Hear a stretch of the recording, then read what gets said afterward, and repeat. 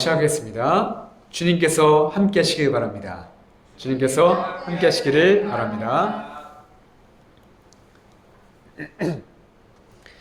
오늘 저는 누가복음 13장 31절부터 35절을 가지고 예수님의 길이라는 제목의 말씀을 전하려고 합니다.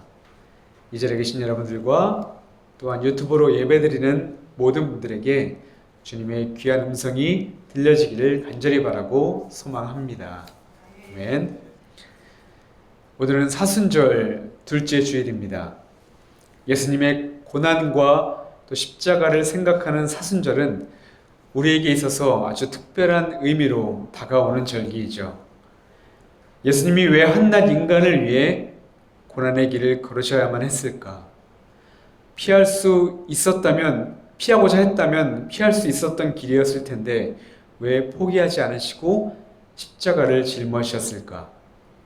물론 우리의 지식으로는 주님이 왜 그토록 우리를 사랑하셨는지 그분의 마음을 결코 헤아릴 수 없을 것입니다. 제가 지난번에 나눠드린 사순절 묵상집인 주의 종을 보면 3월 10일자 묵상에 마태복음 16장의 말씀이 나옵니다.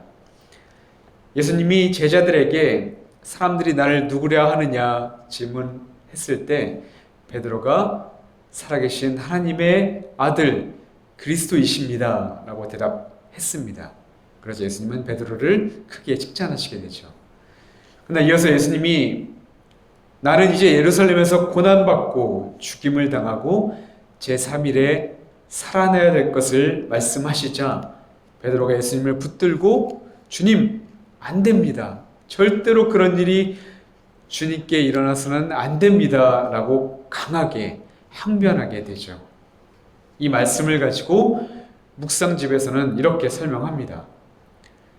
베드로가 사탄의 속삭임처럼 예수님을 십자가의 길에서 되돌리려 하자 단호히 꾸짖으셨습니다. 예수님은 우리의 구원을 방해하는 그 어떤 것도 용납하지 않으셨기 때문이었습니다. 예수님께 가장 중요한 것은 하나님이 맡기신 사명을 완수하는 일이었습니다. 그분은 우리 모두를 위해 십자가에서 생명을 내어주시고 부활하심으로써 우리를 하나님의 용서받은 백성으로 삼으셨습니다. 그 일이 예수님께는 무엇보다 소중했습니다. 라고 말입니다. 그렇습니다. 예수님에게 가장 중요한 일은 우리를 대신해 십자가에 달리시는 것이었고 예수님에게 있어서 가장 소중한 것은 바로 우리를 다시금 하나님의 용서받은 백성으로 만드시기 위함이었던 것입니다. 오늘 말씀에서도 우리에게 생명을 주시기 위한 자신의 소중한 사명을 이루시려 최선을 다하시는 예수님의 모습을 발견하게 되는데요.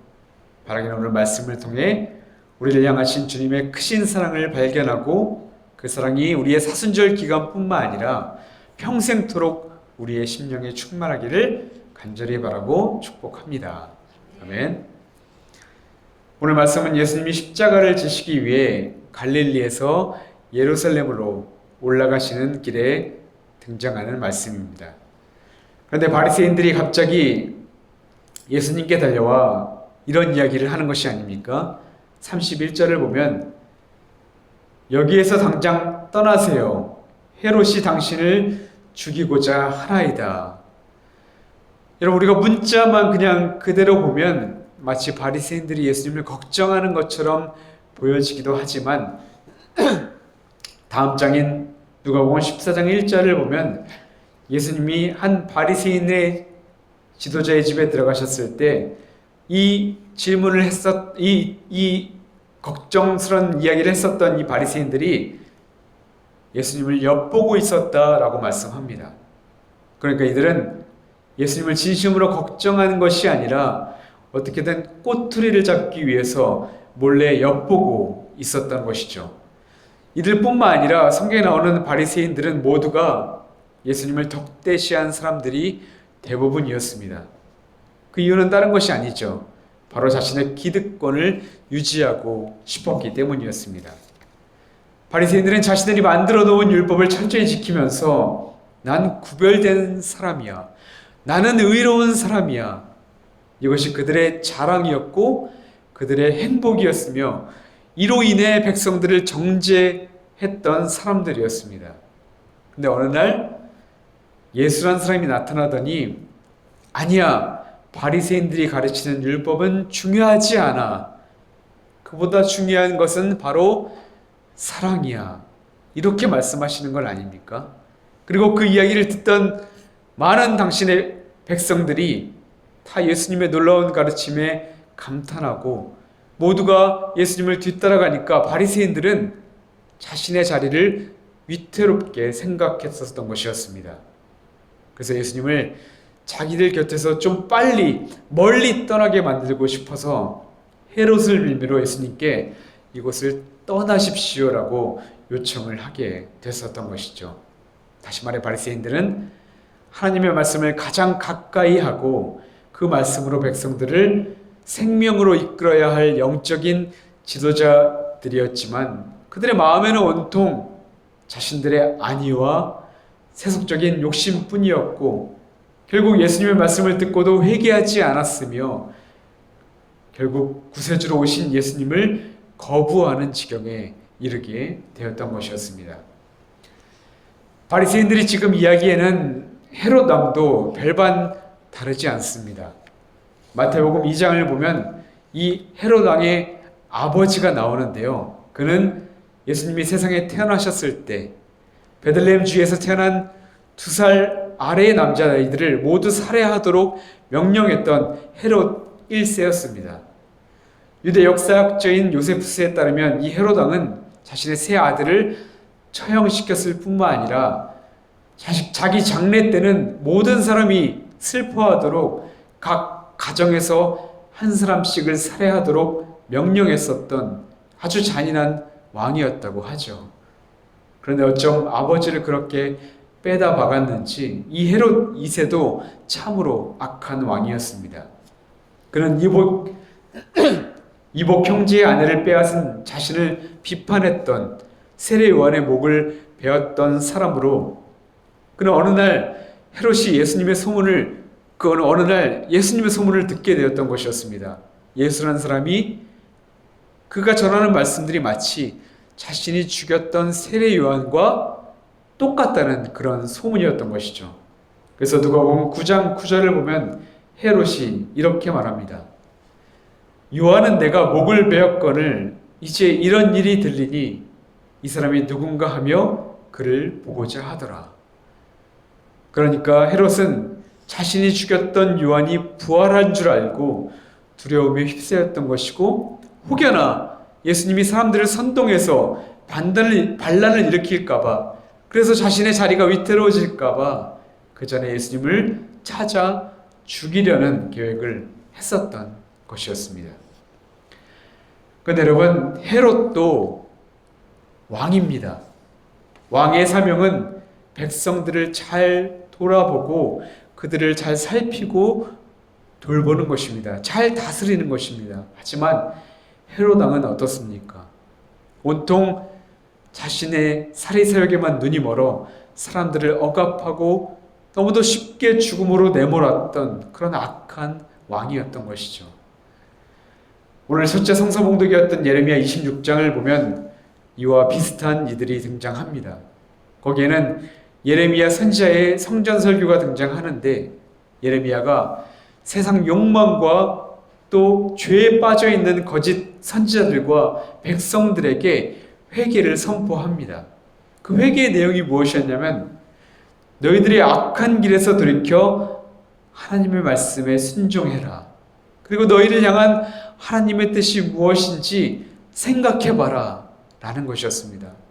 더 나아가서 예레미야는 너희가 하나님의 말씀에 순종하지 아니하면 하나님의 심판이 임할 것인데 너희들이 하나님의 거처라고 생각했던 이 예루살렘 성전이 무너질 것이다 라고 예언하게 되죠. 그러자 어떻게 됐습니까? 거짓 선지자들의 선동에 휩쓸려 백성들은 참된 선지자를 핍박했고 결국 하나님의 말씀을 거부하기 시작했던 것이죠. 이처럼 예레미야를 죽이려 했던 사람들이나 예수님을 죽이려 계획했던 헤롯이나 예수님에게 이곳을 떠나라 했던 바리새인들이나 이들 모두가 회개하지 않고 하나님의 말씀을 듣지 않았던 이유는 분명합니다.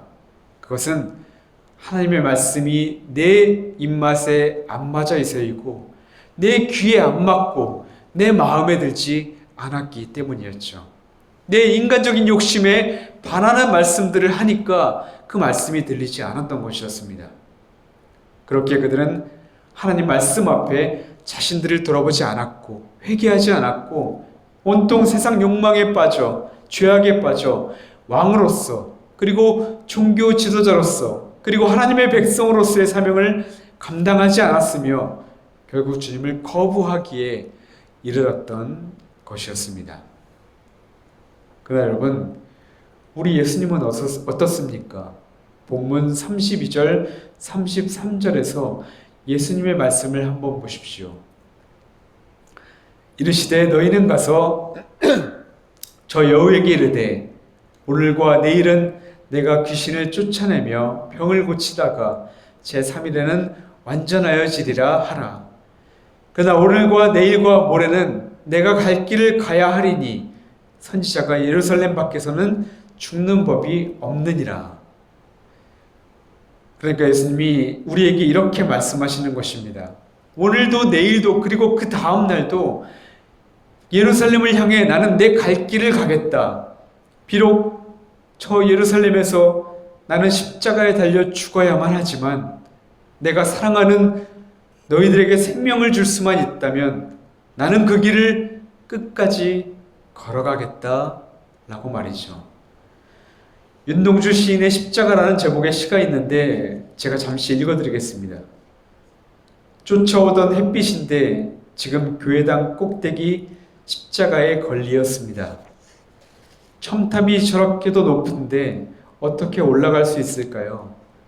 종소리도 들려오지 않는데 휘파람이나 불며 서성거리다가 괴로웠던 사나이 행복한 예수 그리스도에게처럼 십자가가 허락된다면 모가지를 들이오고 꽃처럼 피어나는 피를 얻어가는 하늘 밑에 조용히 흘리겠습니다. 윤동주 시인은 이 시에서 십자가를 지신 예수님을 괴로웠지만 행복한 예수 그리스도라고 표현합니다. 왜일까요? 예수님께 고통스러운 십자가가 왜 행복이었을까요?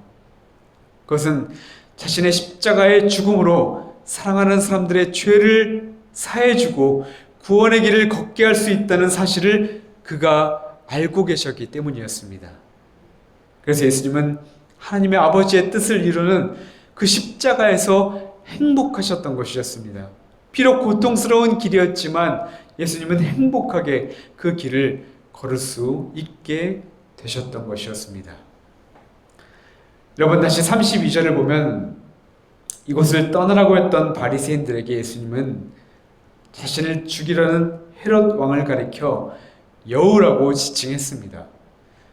성경에 나오는 여우는 음흉하고 교활하고 또 공동체와 사람의 삶을 파괴하는 그런 사람을 지칭할 때 여우라는 표현을 사용합니다.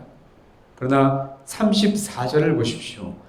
이와 반대로 예수님은 자신을 어떤 동물로 비유합니까? 바로 암탉으로 비유합니다. 헤롯은 자신의 이익을 위해 백성들을 죽이는 교활한 여우 같은 사람이지만 예수님은 위험에 처한 자신의 새끼들을 품에 넣고 자신의 목숨을 걸고 지키며 싸우는 암탉이라고, 내가 그 암탉의 역할을 하기 위해서 이 땅에 왔다라고 비유하고 있는 것이었습니다. 다시 말해 우리를 버리지 아니하고 십자가에서 우리의 죄까지 다 품고 죽으셨던 암탉으로 내가 이 땅에 왔다라고 말씀하고 계시는 것이죠. 오스카 와일드의 행복한 왕자라는 아주 재미난 단편 소설이 있는데요. 오늘 말씀과 비슷한 의미를 담고 있어서 그 이야기를 잠시 여러분들과 함께 나누고자 합니다. 어떤 도시에 높은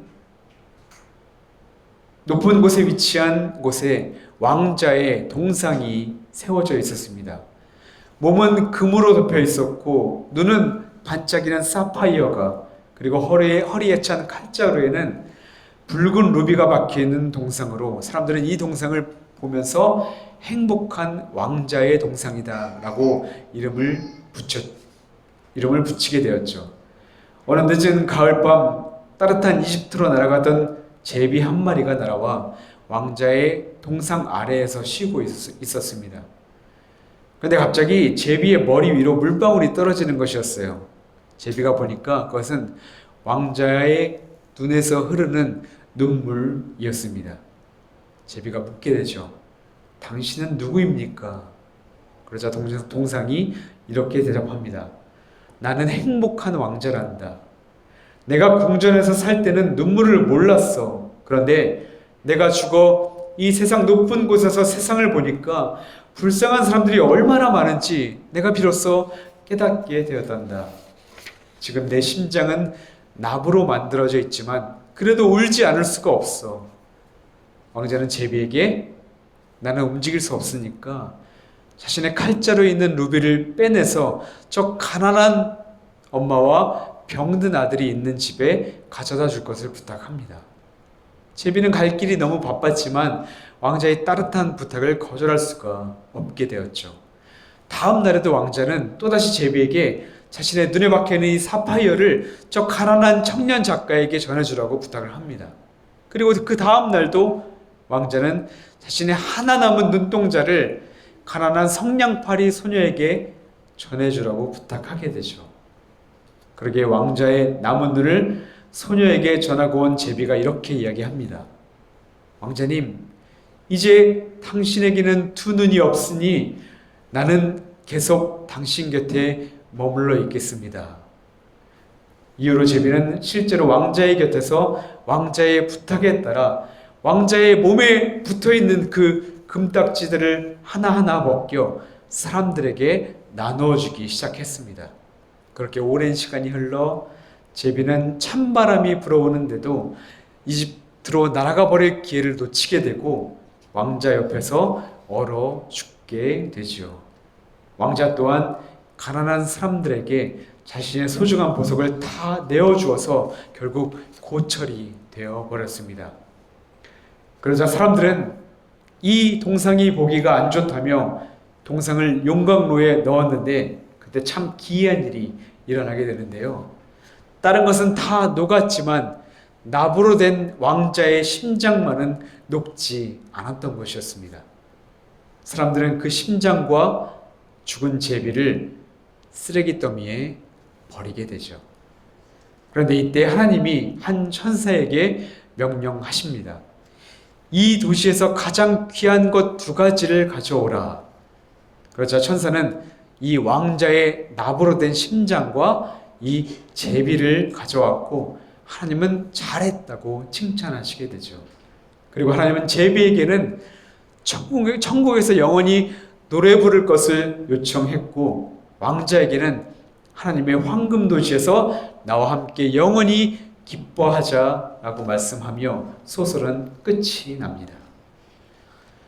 사랑하는 여러분, 이 이야기는 마치 예수님과 우리의 관계를 아주 잘 표현한 이야기처럼 우리에게 다가옵니다. 백성들을 사랑하고 그들의 아픔을 공감하고 그들을 위해서 자신의 모든 것을 값없이 다 떼어준 행복한 왕자, 마치 우리를 사랑하셔서 조건 없이 품어주시고 목숨까지 다 내어주시면서도 나는 행복하다, 나는 이 길이 참 행복하다라고 말씀하는 예수님을 떠올리게 합니다. 반면 제비는 우리의 모습을 떠오르게 하죠. 제비가 두 눈에 박혀있는 보석을 사람들에게 내어주고 장님이 된 왕자의 곁에 남겠다고 했을 때 제비는 왕자가 심심할까봐 그동안 자신이 겪었던 신기한 세상 이야기들을 하나둘씩 풀어 놓았습니다. 나일 강변에서 부리로 금붕어를 잡아먹던 붉은 따오기의 이야기, 그리고 사막에 살면서 세상만큼 나이를 먹어 모르는 것이 없는 스핑크스 이야기, 손에 호박 팔찌를 들고 낙타 옆에서 천천히 걸어가는 상인들의 이야기, 장님이 된 왕자를 위로하기 위해 제비는 세상 이야기들을 아주 재미나게 풀어 놓았던 것이죠. 그런데 그 이야기를 듣던 왕자는 세상의 신기하고 아주 재미있는 이야기보다는 낮고 헐한 백성들의 이야기를 더 듣고 싶어 했습니다. 그리고 그런 백성들을 향한 왕자의 마음을 알게 된 제비는 그 이후로 왕자의 눈과 손과 발이 되어 왕자의 사랑을 전하는 전달자로 살아가게 되었던 것이죠.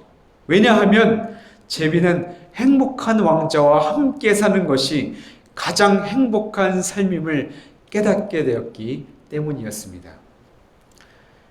사랑하는 여러분, 우리가 예수님과 함께 걸어갈 그 십자가의 길이 바로 이렇지 않을까 생각을 합니다. 예수님과 함께 하는 것, 그 길은 비록 고통스럽고 또 십자가가 있고 죽음이 앞에 있지만 그 길은 세상에서 가장 행복한 길이며 이 세상 무엇과도 바꿀 수 없는 영원한 생명의 길, 그리고 구원의 길이기 때문입니다. 오늘 말씀에서 바리새인들은 예수님께 다가와서 이렇게 이야기했습니다. 헤롯이 당신을 죽이려고 하니까 여기를 떠나십시오 라고 말하죠. 이 말을 한마디로 바꾸면 나는 당신이 필요 없습니다 라는 말과 똑같은 것이었습니다.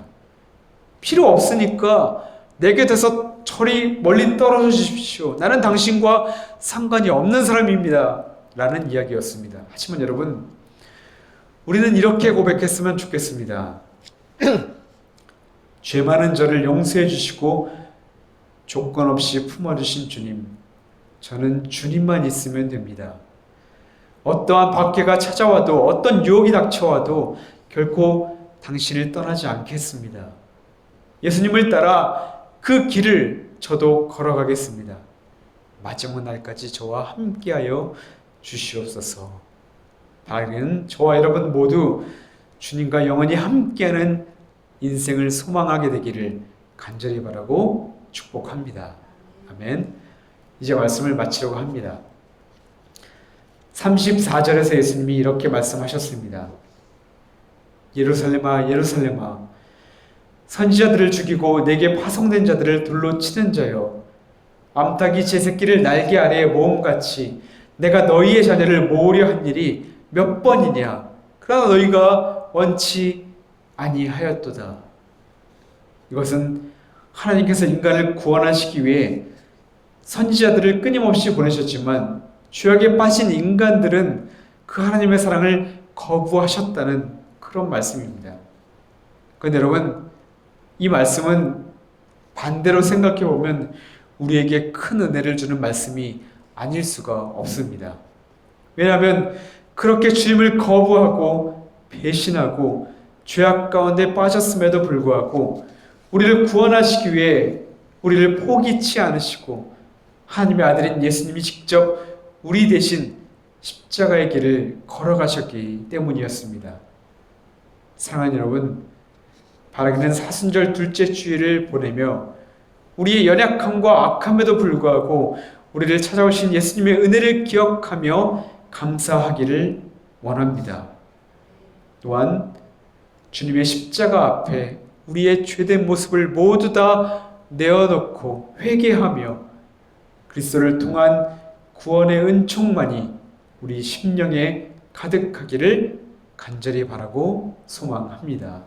아멘. 기도하겠습니다. 주님 감사합니다. 주님의 희생과 용서, 사랑을 더욱 깊이 경험하는 사순절이 되게 하여 주시옵소서.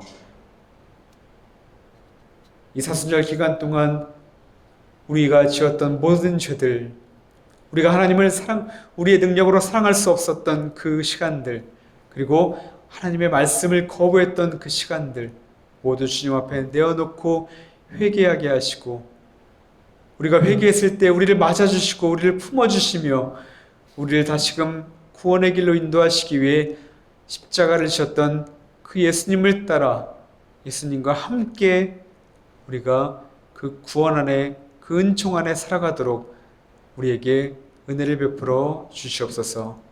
주께 우리의 모든 삶을 맡기며 이 모든 말씀 예수님 이름으로 간절히 기도하옵나이다. 아멘.